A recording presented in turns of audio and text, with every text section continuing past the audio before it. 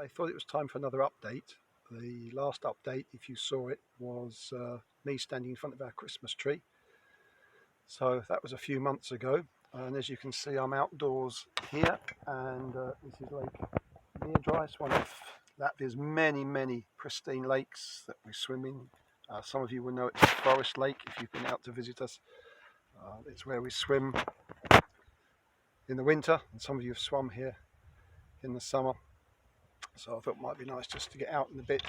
It's lovely blue skies and some fluffy clouds, but it was 0 degrees last night, and it's only maximum of 10 today, so hence the fleece, but we will catch up. So I thought it would be nice to have a bit of an update.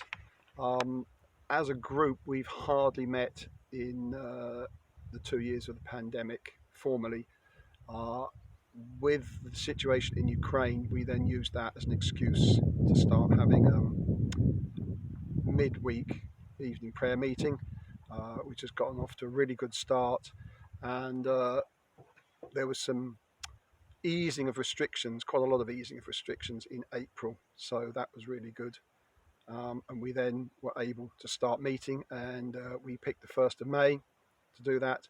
So we've only had one meeting, but it was really fantastic, really enjoyed it. Not many people came.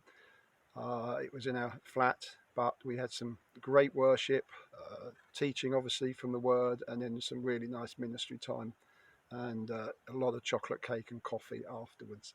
And people in the pandemic time, they've been saying about, oh, we don't want to go back to the same old, and we did, and we loved it. I particularly picked some of the really favourite choruses that we know and love in Latvian. And it was like when I come back to England and I get my motorbike out and I just sit in the saddle, it really is getting back in the saddle, and it was just lovely, and the spirit was there. And so we're going to be doing that twice a month on a Sunday morning, and we've got the prayer meeting in the evening, and then we'll probably get youth group kicking again, but in the summer once we can meet outside, etc. Hotbox carried on all through the pandemic, obviously masked up, keeping distances, didn't tend to go into people's homes so much. But again, with the easing of restrictions, that's been able to get in a bit more.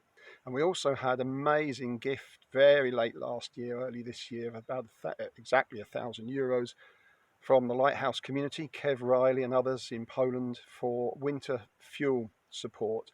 And we divided that up, obviously, that sum.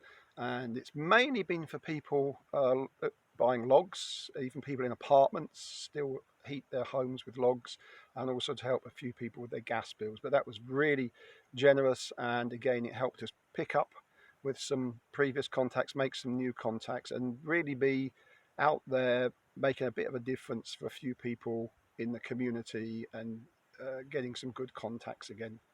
So that was great. End of April was our 28th wedding anniversary, and 6th of May was the 21-year anniversary of us moving out here.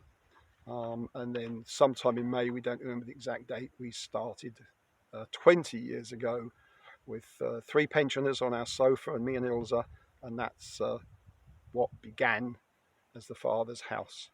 Ilza has really taken off with her art, and she's signed up online for, it's almost like an open university course. The amount of hours she's got to put in each week and the stuff she's got to do.